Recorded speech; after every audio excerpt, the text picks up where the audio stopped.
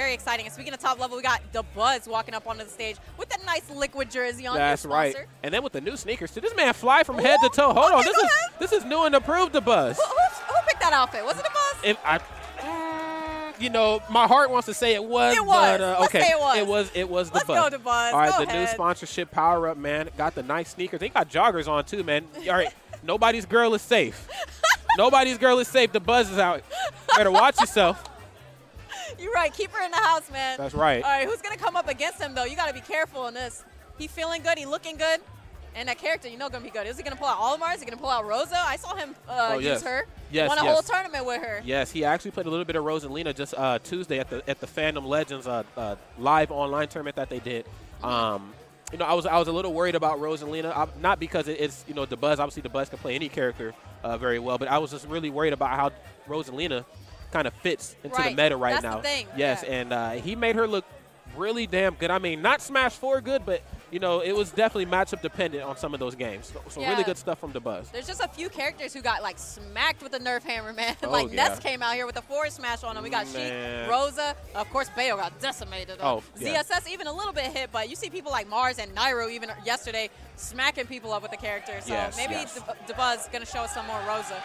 Yeah, obviously, it goes without saying Bayonetta needed an adjustment. I don't know if Rosalina I don't think she needed a nerf that strong. Not as strong as she got, Not as strong. Yeah, she didn't deserve that. And I can see if, like, Rosalina, I mean, I guess with Dabuz being, like, the most consistent man, quote-unquote, in Smash 4, like, obviously beating the people he needed to beat and didn't lose anybody that he wasn't supposed to. So I guess, like, there was a bit of consistency that maybe Nintendo looked up at Rosalina, but I was like, yo, she needed a tweaking, but that nerf was like, yo, all right, she was punished for crimes she didn't commit. Yeah, that's the thing. I think all the girls got hit for no reason, man. They were all the top tiers, and now looking kind of sketchy. We got Wolf in the top, man.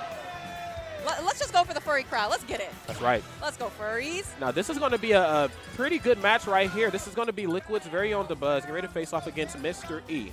Oh, Mr. E's coming up. Okay, okay. Wherever he is. I'm looking for that bright blue Smash Studios hoodie. He should be around here somewhere. But for the most part, though, we're probably going to see the Pikmin and Olimar. But, you know, depending on how things go, if we're lucky and if we, you know, make 3 wishes before we go to sleep, we could see the Rosalina come back out. But it's going to just depend on how well Mr. E's playing. Mr. E's been playing very good this weekend. And there are some glaring weaknesses in the matchup with Lucina versus Olimar and Lucina versus Rosalina. So it's just going to have to, we're going to have to see which way the tide goes. That's the whole thing, too. When you have Rosa and you have a character like Olimar, why are you not going to pick Olimar? Yes, why not? Come on, we've seen what this little character can do. But, again, it's a character loyalty thing. It's a comfortability thing. So whatever he feels he needs to do, I trust the man Dabuz. Yes, and it's crazy to say that it's a character loyalty thing, right? Because, like, a lot of people don't even realize that Dabuz was one of the best brawl Pikmin and Olimars in the business. Like, this is not a, like, yo, I'm switching up, man, to kind of stay hip with the times and, like, you know what I'm saying, stay up with the current meta. Like, no, this is home sweet home, actually, for Dabuz, like you said. Yeah, and there we finally have Mr. E coming out. The fro. Didn't that man just post pictures of his hair in braids yesterday? How is this? How? Okay. Either way, the fro too strong. Let's Fro is definitely too strong. It's a power-up. Yeah, absolutely. All right, sitting down, and we know we're going to see him go with Lucina, of course. Maybe Marth. I think he still plays both of them, but I'm not sure on that one. Yeah, you know, I think, like you said, it's a pride thing. In our hearts, everybody wants to see Marth, you know, but at the end of the day, especially to be this late in the bracket, you know, we're top 32, moving slowly but surely into top 16. And then, of course, we got top 8 on the horizon as well. So, you know, you got to go with what's going to get the job done. You know, it's like the age-old, if it ain't broke, don't fix it. Yes. But then, like, that's subjective, too, because everybody has a different opinion on what broke actually is. Yes. And going with the best skin for Lucina, too. Yeah, as long as she got the red, pink hair, we in there. Yeah, man, pink hair is busted. Even the green-haired one, because the clothes are pink and white. Yeah. All right, well, okay, I'll meet you halfway. The green hair one is they're giving me like shades of Cisco thong song. It's giving me that type of like, yo, man, I'm seeing just all Cisco with the green hair. You're not but wrong. I'm gonna meet you at the red hair though. Let's go ahead and get right into this game number 1. Actually not. I was about to say, interesting start from Mr. E. Gonna jump off the right side and throw it in there. Okay. That's right. Brawl vets playing like it is Brawl, man. Not approaching. No, I'm kidding. It's a button check. You're not kidding. Let's be real. All right, but also I do like that he's going to have a sword in this matchup because those Pikmin can be so horrible for you. It's racking up a ton of percentage, but if you have a sword, you can easily just jump in there like you see Mr. E doing so fast. Low committal and gets them off you quick. That's right. It's going to be about that Pikmin manageability here for Dabuz. I know that kind of goes without saying, but I think in matchups versus characters like Lucina or just any character with the sword, it literally matters that much more because they have the tools needed to kill your Pikmin very, very quick, regardless if they're on them or not. All right, but one thing that I really do appreciate about Dabuz is that he's really good at spacing. His spacing game and his bait and punish game is completely unmatched more times than not on the stick. So we'll see how well that stacks up against a character who just spaces for a living like Lucina. Yeah, that's very true. For a living, she does. And yeah, for game 1, I'm assuming they're going to go to Battlefield as well. They probably already did the character pick, stage pick, all that. Yep, Battlefield it is. Sit right down here. All right, Lucina with the red hair. Smart, man. And again, like we said, I'm glad that he's going to opt to start Olimar. Maybe if situations get hairy, switch over to Rosa. But I don't know. We'll see how this goes. Yeah. Lucina, or Mr. E actually had a very decisive victory over his opponent we saw earlier. That's right. But I'm sure Dabuz had no problems with his either. Yeah. Yeah, these at this part in bracket, all right, there are no more slouches, all right? It's all killers in the water out here, okay? All right, let's go ahead and get into game at number 1 the right way. No button check. This is it, ladies and gentlemen. And fresh out the gate, man, Mr. E started out very, very strong. Drawing some quick blood here, but you know, obviously you can't go too ham on Pikmin and Olimar. Like I said before, Dabuz has a very strong bait and punish playstyle no matter how big, no matter how long the character is. Yeah, absolutely true. My man right now just kind of rolling around, trying to avoid more hits that are coming his way. A flurry of swords, man, just swinging in his direction. That's right. As you see, it's obviously not stopping here. Good positioning on the ledge of the stage, not allowing himself to be knocked away too far. He really wants to hold down that position, but if there's a will, there's always going to be certainly a way with Dabuz. He's going to always find a way back towards center stage now.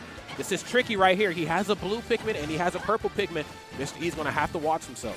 Right, and suddenly this is in Dabuz's favor, and he has the stage control right now. Going to set up an edge guard, but smart on Mr. E to go hide and knock Dabuz away and not allow him to set up anything. Yes. Okay, the falling up air, looking to start up a combo here. Runs right up. Wow. Okay. I was about to say, Dabuz is a character who likes to be in the pocket or the corner, has no problems with it, but wow, that back air swinging so hard. And did you see for a second he had 2 purples and the white, man? Man, wow. Such a horrifying combination. Yes, man. Double purple plus anything right now is looking literally, crazy. Yeah. All right, but he has double purple and the yellow right now, looking like the LA Lakers here. Let's see if he can play better than LeBron, though. And he's got the management coming down, too, making sure that he's not wasting his purple ones, but unfortunately one of them going to lose their stock. Oh, okay, goes for the forward throw. Smart stuff. Lets him back on stage, too. Doesn't want to have to go out there and go for any sort of like awkward or wild punish. He decided to let him come back on the stage the way he did. That way he was able to hold him down over there. Right, and man, Olimar is one of those characters you really don't want to be down against at all because you see the way he can just run away, set up, throw a Pikmin back off, and you're going to eat so much percent. And one of the things you want to do when you're down is stop that bleeding, but you really can't versus Olimar. Ooh, okay, and I seen Mr. E kind of pop up out of his seat. He was like, fool, I have you right where I want you. Dabuz like, actually, you don't, sir. Actually, no, and now you're off stage. But Dabuz actually holding on to the stage control once again, got the ledge drop opportunity. And that's just kind of how the neutral goes versus Pikmin Olimar. There's going to be times where you're like just boxing up close and personal, and then next thing you know, he's just like running. You're just like, wait, what's going on here? Yeah. He's like, actually, I'm out. And you see a lot more mix-ups coming through from Mr. E, actually jumping from the ledge, but doesn't matter, man. Now Dabuz taking over 2 stocks up on this man. That's right, so precise with his movement. Obviously not throwing, not pressing a lot of buttons, but pressing the right buttons indeed here. Wait a minute, can he get a KO? Okay, goes for the up B right into the back air. Is he going to run out of gas? Oh, I love that. He dipped so low to make sure he could get over to the right side. Still hanging on to a stock at 146 with such a light character. That's right, man. I really hope this isn't a 3 stock. It's going to be pretty demoralizing. Going into game number 2, gets the up smash up air. Some pretty simplistic combos being put on board here. Playing the floor as lava, taking the platforms away from him. Dabuz, such a scary opponent to be underneath. Living too. 54% already racked up on Mr. E, and he cannot find the stock, man. He's hit him with so many like horrifying attacks too. Up smash, forward tilt, up tilt. There's another forward tilt for you, but he is holding on. That's right. Okay, stalling out too. I like that. He knows that Mr. E is always going to try to go off stage and go for the up smash, to go for the stage spike. Right. And even though Dabuz pretty good at catching the stage checks, he would rather not even be in that situation in the first place. Again, the Lakers are back out. Yeah, they're sitting on the ledge too. Got that up smash on deck. And now can he land, man? Oh, good on Dabuz, or Mr. E, lucky for him, he's going to back away and finally able to find that up tilt kill. Yes, yes. And Mr. E had to kind of switch up the approach options a little bit more there. That's the thing about characters, especially the Fire Emblem Swordies, is that, you know, sometimes they can autopilot into some linear approaches. And chances are, you know, not everybody's parry game is as nice as it could be, but with Pikmin and Olimar, we talked about it in some of those earlier sets with Shuton, you have to make sure your parry game is nice. Turnaround forward smash right there to close it out. Liquid Dabuz goes up a game on my man, Mr. E. And I'm actually surprised because didn't Mr. E try to grab him, but I think Olimar kind of dipped back slightly when he threw that forward smash right there and pushed him out of the way of the grab. Wow. Shades of like Wolf and Mario. Yeah, like Wolf and Mario kind of have like a bit of a step back too. That's like some FGC stuff. I mean, I don't know what the hell's going on behind me, but I see. I think it's Waddy versus YB. Let's go, Waddy. Uh-oh. Just in case. Wait. Let's go, Waddy. SSBU over there. That's right. Okay. No bias? Okay, he's not on stage. It doesn't matter. All right, but anyway, we're going to go into game 2, focusing up on Dabuz versus Mr. E. No distractions. All right. What are we going to do here? It's going to be a treat, man. So I'm going to see how well Mr. E can adjust as we move into game number 2. We're starting it out here on Town and City as well. Oh, okay. Maybe it wasn't Waddy. Yeah, he's standing over there, so I would say not. But either way, we're going to see that Dabuz and Mr. E are the ones sitting down right now. Mr. E already at 76. My goodness. This is what I'm talking about. One confirmed for Olimar, and he's racking you up to kill percent. That's right. And it's really, it makes your mindset versus Olimar switch up because you're like, okay, obviously this is going to be a zone-based character. You know, I just have to figure out a way to break the zone. But it's like, even if you break the zone, you're still covered in Pikmin, chances are. Yeah, and not to mention, like, he has so many options to kill you with, too. So not only are you taking all the damage in the world, you're going to die very fast. Absolutely. And look at that white one was on him and forward air. Goodbye. I'm sorry. I don't know what to say. The aerial game here from Dabuz it's been so pristine, man. And that's actually really awkward to say because, like we talked about earlier when Mr. E played, a lot of Lucina's neutral starts out of like a short hop animation, as you see right there. There's your short hop there, looking to start something up at these low percents. But it's just Dabuz is beating him to the punch. Anytime he sees those boots leave the ground from Lucina, he's like forward air, free. Yeah. And again, that's a disjointed move for him. Both of them have the disjoints, but somehow Olimar's been winning a majority of these exchanges. You got to respect Monique, okay? Like these purple Pikmin, like they come to play. Yeah, Big Bertha, man, she's not playing with you. That's right. Forward smash 2, just going to knock him off and take more percent. And it's interesting how Dabuz opts the ledge guard. A lot of the time you see him walk towards the ledge and right there roll away. He's not really trying to set up anything too crazy. And you can't overextend versus Dabuz either because as you see, he'll go for an overextension and he'll either get hit with a turnaround Pikmin toss or a turnaround forward smash. And, you know, historically, this is a deadly combination as you see right here looking for the grab. Yeah, okay. And I am glad to see that Mr. E is not giving up anything right now, holding on to his mentality, because this is a matchup who you got to know you're going to take like 100% before you get to play. And maybe lose 2 stocks before you get to play. You know what, though? You can't win unless you play. So let's see what's going to go down here, man, unfortunately. Has the double purple plus the white. Things are not looking good here for Mr. E. But, you know, the great thing about Lucina is that she's more consistent than Mark. Obviously, we've seen that, you know, just historically. And obviously, she packs a whopping punch. It's just he's not finding the right opportunities to put on percent for stocks. Now, he's doing okay at dancing around in the neutral. But just when it comes to taking stocks, Mr. E is just not in the right position at all. Yeah, so, man, this boy trying to land here, able to get away, and it just keeps looking like he's cooking up these 3-stock victories. You don't want to let that happen. He was able to actually take the stock at the end of game 1, but it was so far too late. That's right. And this one looking so far too late as well. Looking grim. Is that purple? Oh, okay. Didn't get the red stuff that time, but he's not going to survive too many more of these grabs. Tosses the blue out. Yeah, I'm surprised he actually opted to get rid of his blue one, now only having Monique in his hands. What's the plan, man? Now, usually at higher percent, you'll see them keep the, he brought the flame. Yeah, he brought the fire. Yeah, fire and the flame. Very unfortunate situation to be in if you are Mr. E going down 2 games right now. Maybe he felt like he didn't need the blue because at later percents, like, okay, had they been like both on one stock at those percents, obviously we would see the blue one stay because he's going to use that as a longer range to look for a grab to kill at later percents. But because I think he was at such a comfortable position, he's like, you know what, don't really need it. That's the thing. Yeah, you don't have to play 100% optimal when you're up, 3 stocks. Yeah, you can get sexy sometimes. Sometimes you can just do what you want on the sticks. Yeah, if you want to just swing an up smash, why not? He's nowhere near you. That's okay. Right. Okay, here we go. Game 3, though. We're going to be on Battlefield. Mr. E's counter pick. Something about the platforms that makes him feel a little bit better here. It's not always just about hindering your opponent with a stage choice, although that is very important. You also got to make sure you have yourself comfy. Yes, absolutely. Okay, this match obviously starting out a little bit closer than some of those other previous matches now.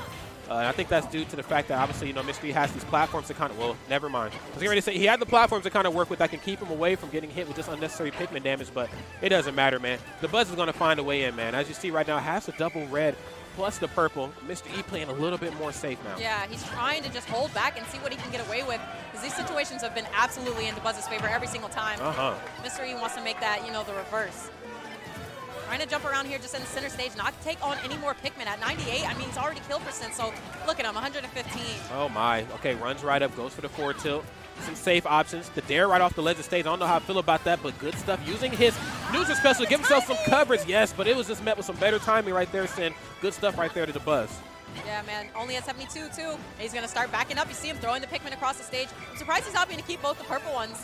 Oh, wait, he has a white one, too. Yeah, this is a great lineup, actually. You can make him flinch if he tries to approach you with her. Yes, and then you got the white one to attack up all the percent, and now red, too.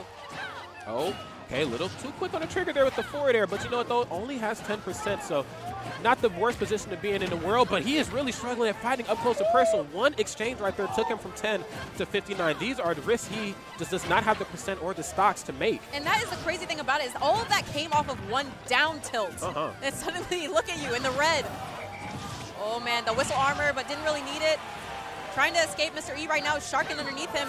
Wants to get this stock off quick because every single time he hasn't been able to take a stock until he's already down by 2. But oh, that actually start KO'd. I thought he was coming back down. Yeah, I didn't see any red that time either, so I was a little confused, and it's so damn loud behind me that I couldn't hear That's like the death scream. So I was like, all right, it's a mix-up nonetheless, though. But you know, regardless of how that first stock went, Dabuz still has a pretty sizable lead, and it's just steam rolling into the next stock. Yeah, that's the same way he caught him on the first stock. Dabuz just has that timing down pack on an up smash on stands. And this is what we were talking about earlier. Mr. E stands that ledge quite a bit, man. Yes. Dabuz making him pay for it dearly. And I can understand how the ledge could be a really awkward position for Mr. E to be in, because if he does neutral get up, he's going to get hit with the up smash because it's so close to Dabuz's body. But if he rolls, then he runs the risk of being hit with down smash because that covers both sides. So yeah, and you know Dabuz is going to punish that jump. There it is.